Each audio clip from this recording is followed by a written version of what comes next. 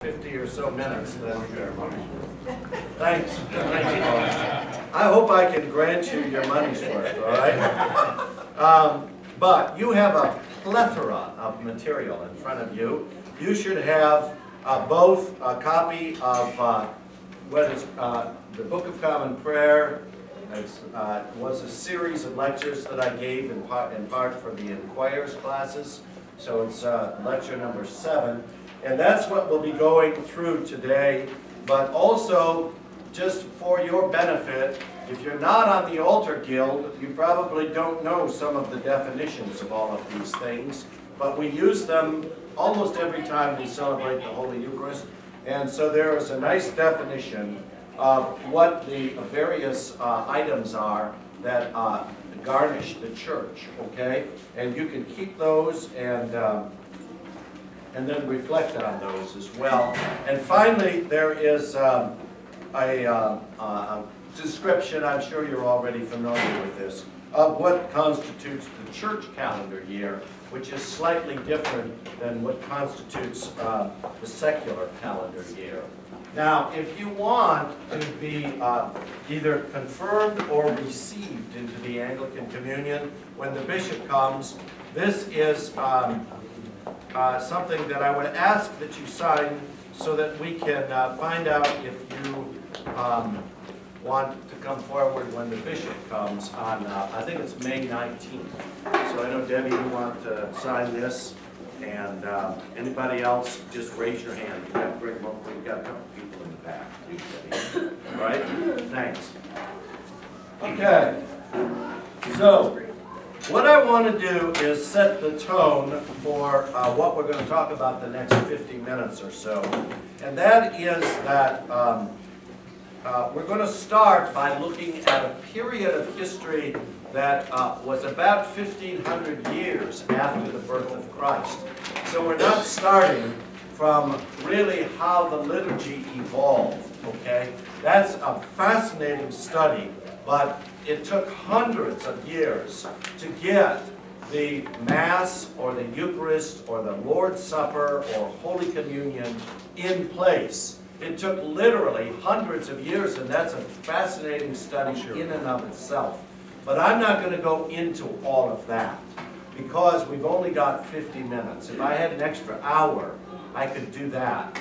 So what I'm going to do is to ask you and invite you into a world of about 1540, let's just say. 1540 in England. Now, what had happened prior to the reign of Henry VIII was there was something called the Mass. And do you know what language it was in? Latin, okay? Everything was in Latin. And let me ask you to make an educated guess. How many people, other than the clergy, really knew the Latin that was being said at the Mass? Do you remember what position the priest himself, and it was always a him, himself would place himself with regards to the rest of the congregation attending the Mass? With his back towards them, okay? So not only was it in Latin, but the priest not only was not visible, at least in terms of eye contact, with the rest of the parish for the most part in that service. Now, when King Henry VIII came along, as you know, that illustrious leader, and I'm being facetious when I say that, he was probably one of the worst examples of domesticity that you could find. I mean, if he didn't like his wives, he just had them killed, okay? So when Henry VIII came along, he appointed himself as the head of the Church of England.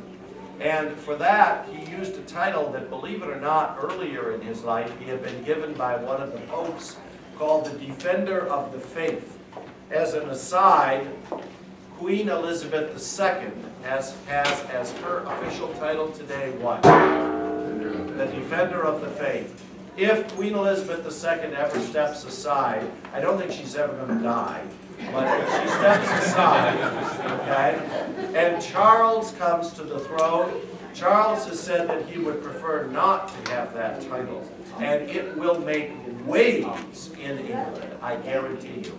We'll be here in America thinking, what's the big deal? Charles will say, Charles just simply says he doesn't want to be the defender of the faith. And for the English people, that's a major event that goes back to King Henry VIII. Now, that was an aside. That, Paul, is a little added bonus that you might have to pay for. Thank you. But going back to King Henry VIII, what he wanted to do was he wanted to make the worship service, at least in theory, better available to the average person in England, okay? And what do you think was one of the first things that came to King Henry VIII's mind to make the worship service more available to the average person in England? Put it in English. Yeah, you guys are brilliant, okay? So, he had a man named Thomas Cranmer, and you have to remember that name. He is a giant when it comes to the Book of Common Prayer. He had a man that was loyal to King Henry VIII, named Thomas Cranmer. Later on, Thomas Cranmer was appointed bishop and lost his life when Mary, you know, Bloody Mary, came to the throne. She was one of the people that had Thomas Cranmer executed. But Cranmer himself, I think, was brilliant and did a wonderful thing, because what he found was that not only did all of these rituals need to be translated from Latin into English, and that was the English of the people of the time in 1549. It was slightly different than the way we would speak today. But not only did he have that all translated, but the priests themselves, the clergy, had special things that they would say every day. They were called the prayers of the day. And Cranmer translated all of those prayers into English. And instead of having little books with prayers of the day in them, he put it all into one book, and it became this thick, okay? Among other things that he put into that book were all of the Psalms. How many Psalms are there? Come on, this is the South, you know. You know the Bible. How many Psalms are there? 150, okay? Nice round number, 150. And he had them all translated into English. And of course, it was a little bit different, you know, I mean, the nuances back then were different than what we know of today. But nonetheless, you get the idea, the overwhelming thing of what Thomas Cranmer was doing, which was monumental. There was no other nation that I know of in Western Europe that even tried to even imitate what Cranmer did and what was authorized by the monarch in England. It's a pretty prodigious effort on his part.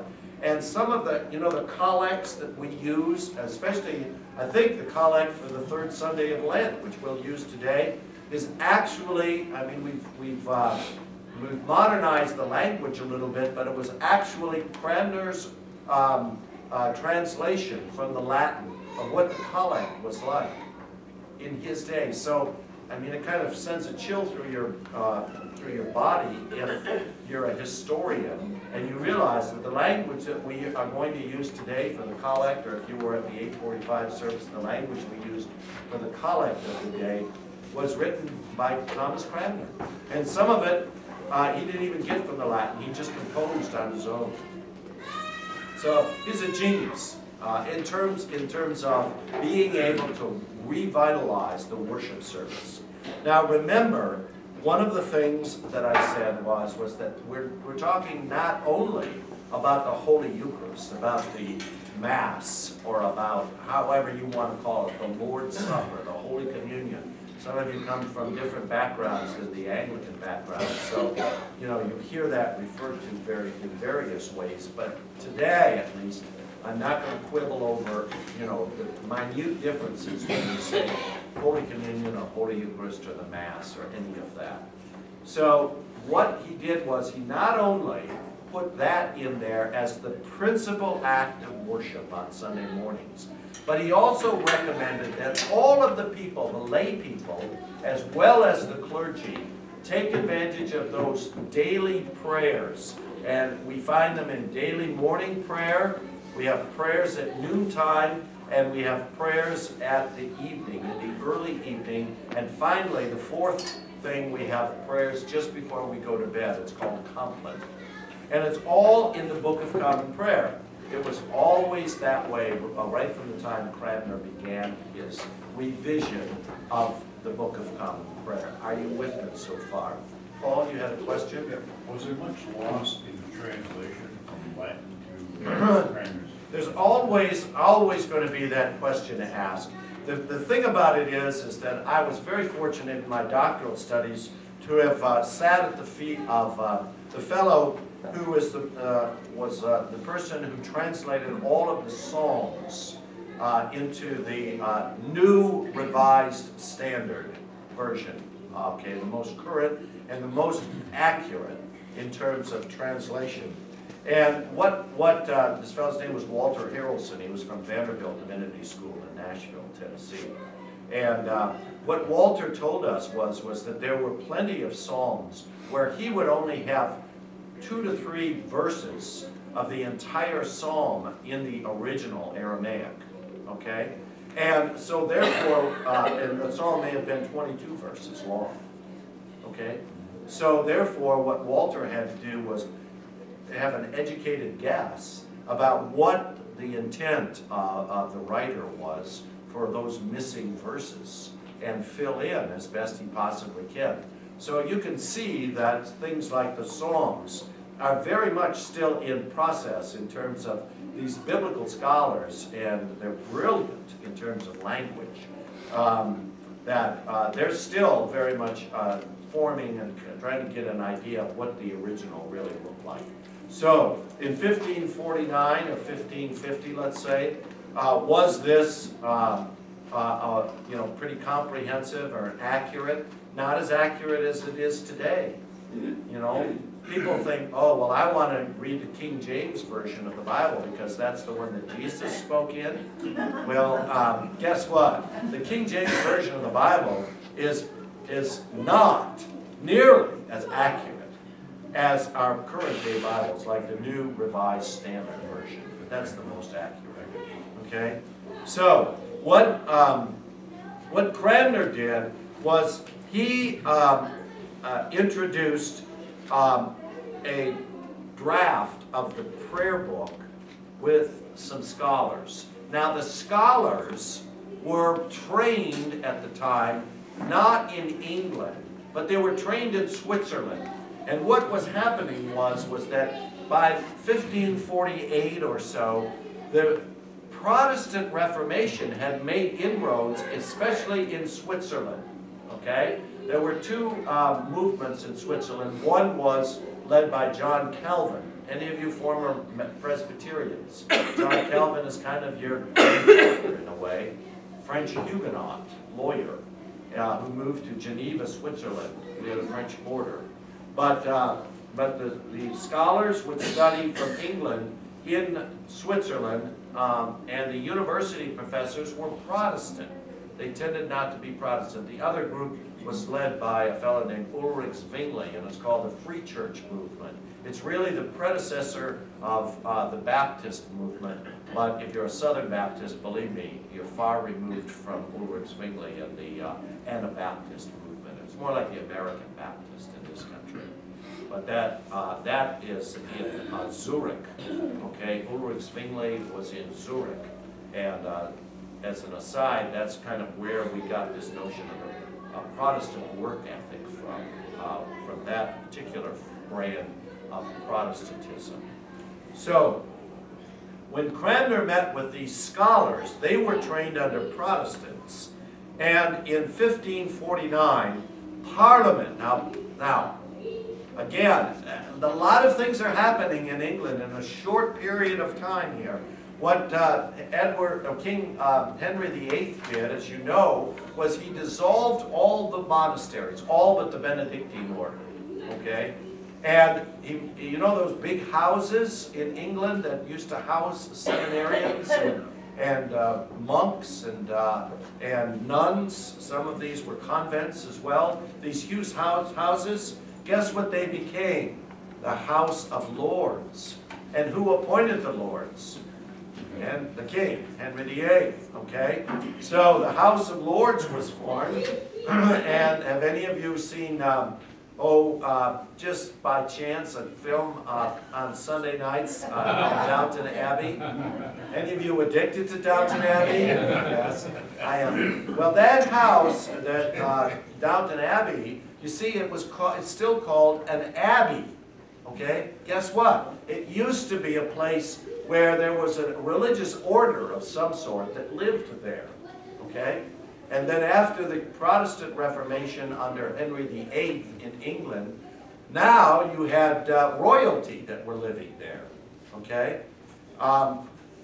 So, at any rate, the House of Lords had to approve the Book of Common Prayer. That would be analogous today to the U.S. House of Representatives trying to approve the Book of Common Prayer. In other words, what I'm about to say, the official Book of Common Prayer in England to this very day is 1662, because they haven't been able to approve in Parliament a book since then. All right? Now, thank God we don't operate under that system here in the United States. But going back to Cranmer, in 1548, he had this draft, and he presented it to Parliament, and they passed it under, it was called the First Book of Common Prayer, 1549, and that's when Henry VIII had died, and you remember his immediate heir. Remember who his immediate heir was? Huh? Edward VI, okay? Edward VI was a sickly boy, and he didn't live for a long time, and then Bloody Mary came onto the throne. But Edward VI was trained by these same scholars. Guess what? Edward VI, had he lived, would have been far more open to the Protestant way of doing things than the Catholic way of doing things, okay? So this Book of Common Prayer, bear in mind it contained some things from the Catholic side of the faith, but it also contained many things from the Protestant side of the faith as well. And this is a hot topic, okay, of its day. I mean, people would get in very, very heated discussions, even fights over whether you were on the Catholic side or on the Protestant side at this time in English history. So, the Act of Uniformity was a parliamentary act, okay, that enforced the Book of Common Prayer, 1549, as the national norm. You see, what King Henry VIII had done was he had made religion and the Church of England the official state religion in England. There was no option publicly to worship other than to worship as a member of the Church of England. And if you were Roman Catholic, you worshiped underground. Okay? If you were, well, I'll give you a story about Elizabeth I, who came to the throne later on, and a fellow named John Knox. Those of you that are Presbyterian, take note. John Knox came, after having been trained in Switzerland, came to Elizabeth I and asked if he could begin his version of Protestantism, which was more Calvinistic, okay, kind of a severe form of Presbyterian. And Elizabeth I by this time was so determined to make England an international power, a global power, that she didn't want any division between the Catholics and the Protestants. And so she politely said, I love this story, it shows you how the English work. She politely said to John Knox, "My dear sir, I'm sure your religion is very fine, but you would better practice that up north in Scotland than in England." meaning that if John Knox tried to practice his form of Protestantism, she'd have him killed in England. So he took the hint and he went back, went to Scotland and established the Presbyterian Church, which is the largest denomination, Christian denomination in Scotland to this very day. Okay, but getting back to the Book of Common Prayer, in doctrine and ritual, the first Book of Common Prayer was a compromise between the old and the new thinking, and it failed to please either side. I mean, there were, like I say, heated discussions, and that would be putting it mildly. Okay, people were throwing things at each other. It divided families. It divided certainly the country. Especially offended were the more Calvinistic-minded, who were concerned with vestments and prayers for the dead. Why do you think that was true? Because the Calvinists said, wait a minute, when you die, you can't change your life. When you die, you have to be totally accountable for the way you lived your life while you were on the face of it.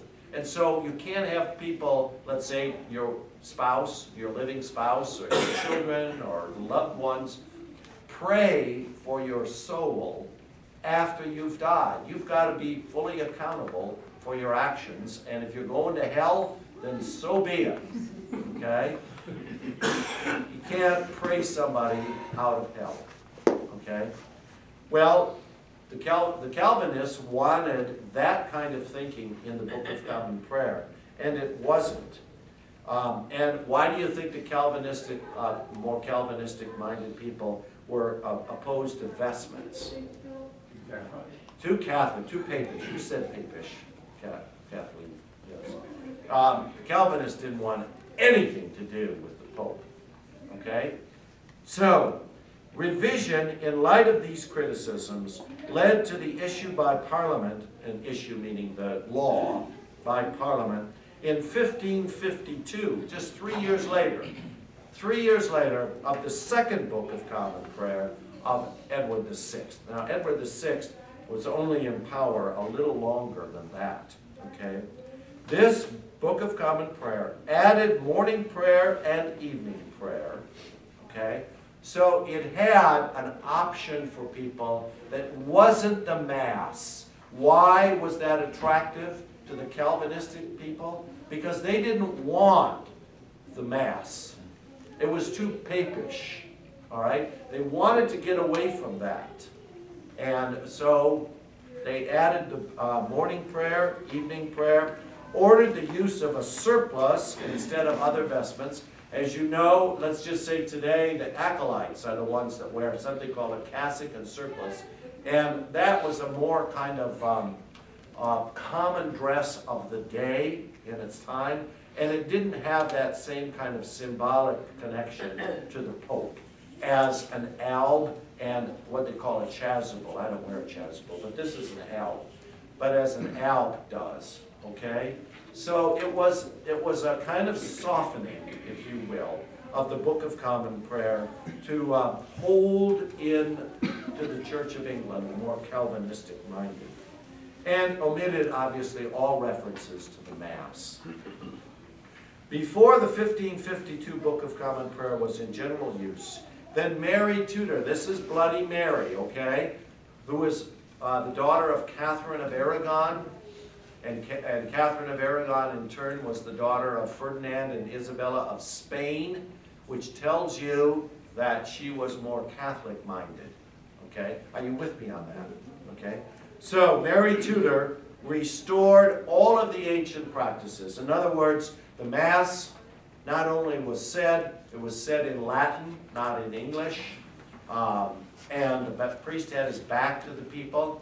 Do you know how the word hocus pocus got into our vocabulary? Because when the priest celebrated with the words of institution, the Latin is hoc est anum corpus meum, and the people, sometimes the priest would mumble those words, this is my body, and the people heard it as hocus pocus. I kid you not. That's true. That's a true story. Okay. I wouldn't lie. Now, so you've got 1549, you've got 1552, and then a third book in 1559. I mean, the religion was a hot issue, believe me, in England at the time. Because in 1559, Elizabeth I is now on the throne. Now, Elizabeth I did not particularly care for the Catholic side of the faith, all right? She was obviously the daughter of Anne Boleyn, not the daughter of Catherine of Aragon, and you know, she would have had a hard time justifying her existence, because when she was in the reign of Mary Tudor had Parliament declare her a bastard, okay, because Mary Tudor didn't want Elizabeth I on the throne. Well, Elizabeth I wasn't about to be sympathetic to the Catholic side of the faith, but she had to be careful because she didn't want to ignite passion in England over the question of religion. Elizabeth I was the greatest monarch in the history, perhaps, of the world. I'm not sure about some of these people in the East, but I think in the West, historians and political historians will make a strong and cogent case for Elizabeth I being absolutely the genius of how to rule under that kind of monarchical system as anybody in the history of Western civilization. And she wanted to just kind of neutralize all of this religious fervor because she was so interested in taking England, this island nation, and making it a global power. And she had an incredible vision. Now, the 1559 Book of Common Prayer sought to maintain a balance between those who were Catholic and those who were Protestant. Puritan objections. Now, we know about the Puritans because they did not settle in England when ships from England sailed to the colonies here. It was the Church of England that settled in Jamestown in 1607. One of the first things that Captain John Smith, where is John Smith? He's not in this class. But Captain John Smith ordered was that they have a service from the Book of Common Prayer. And they set up an awning that was a mast of one of the ships, and underneath that mast in Jamestown, they conducted a service of worship. I don't think it was the Eucharist, I think it was the Book of Common Prayer. I mean, I think it was morning prayer. But at any rate... didn't have a priest. No, I don't think so.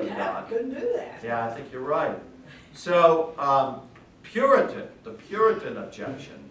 The Puritans, of course, wanted to purify the Church of England from all papal or popish influence. Okay? The Puritans' objections to the Book of Common Prayer, which had been accumulating under Elizabeth I, were ventilated when James I became King of England. How many of you know your history of English monarchs well enough to know who James I was and where he came from? Come on, I know some of you do. He wasn't just James I, Richard. He was James VI of Scotland. Precisely. There's a man. Yes, he was King of Scotland. And the way, I mean, we talk about the Great Britain now as composed of England, Scotland, Wales. Well, it used to be all of Ireland. Now it's just Northern Ireland. Well,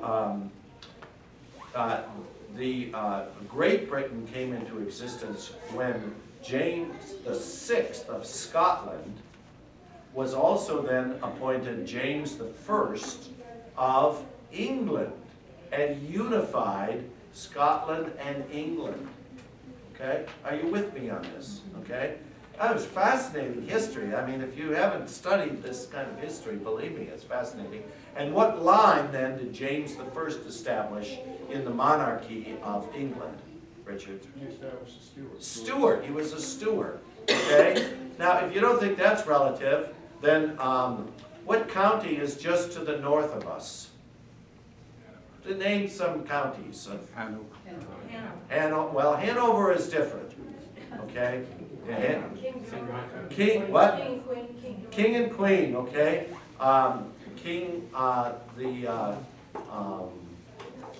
What university is in Williamsburg?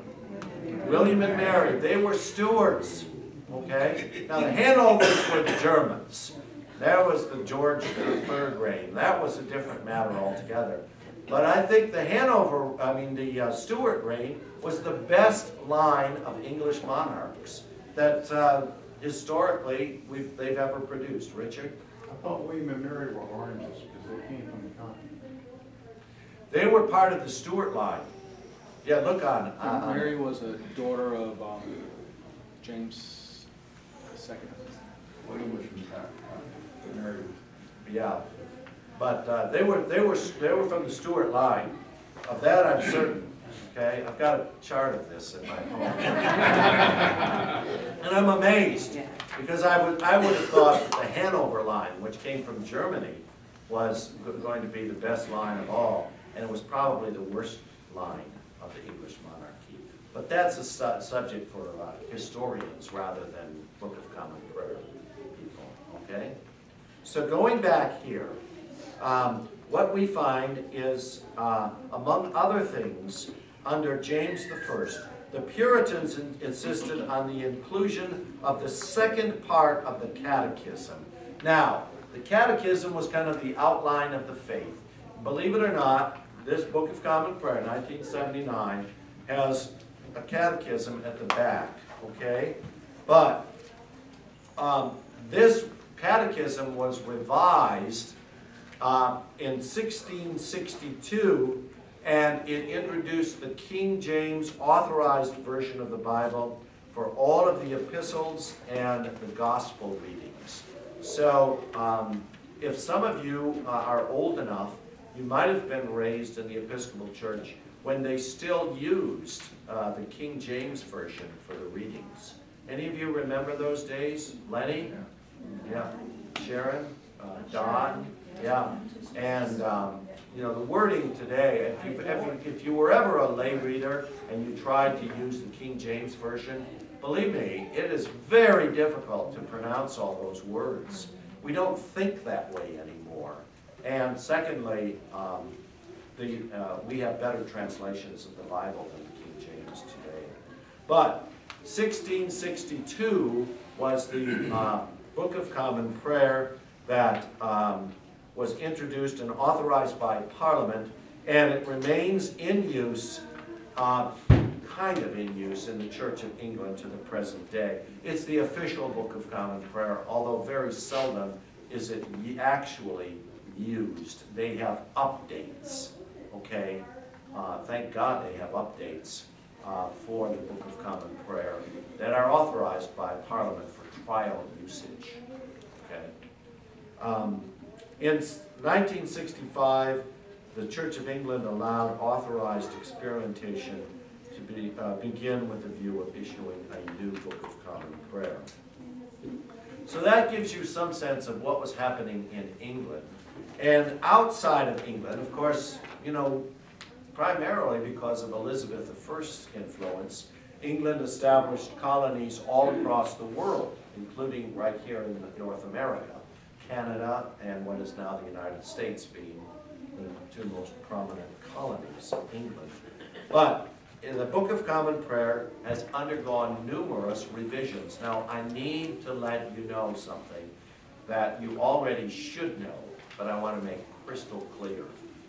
The Book of Common Prayer is not similar to the Bible in this respect. We can revise the Book of Common Prayer in order for it to serve us. When you're dealing with the Bible, you have to be very careful about trying to get into touch with the original language and the original intent, okay? That's why I said the new Revised Standard Version, I think, is a more accurate translation from the original languages into English than any other version of the Bible. But you're still going to deal with the Bible as such, okay? With the Book of Common Prayer, you can add certain offices, you can add certain rituals as the customs and the times change. There's nothing that is exempt other than the scripture references in the Book of Common Prayer, but there's nothing that isn't up for discussion to change in the Book of Common Prayer.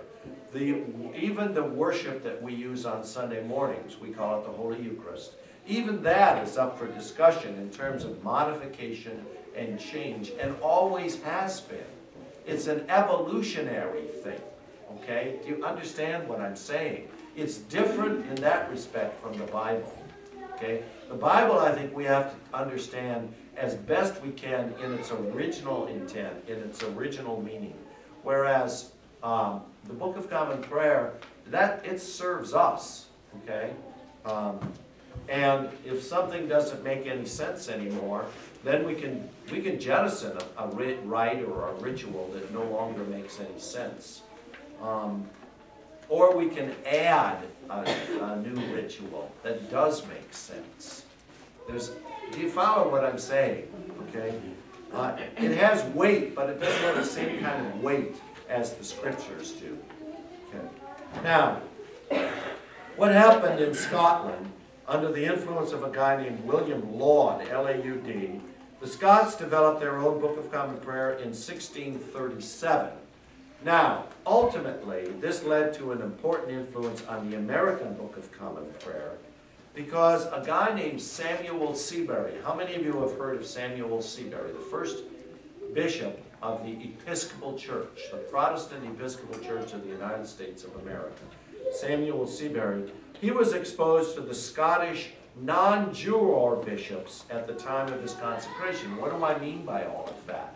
Well, all of those words are kind of packed with a history. First of all, Samuel Seabury. After the end of the American Revolutionary War, what year in Yorktown? What year? 1781?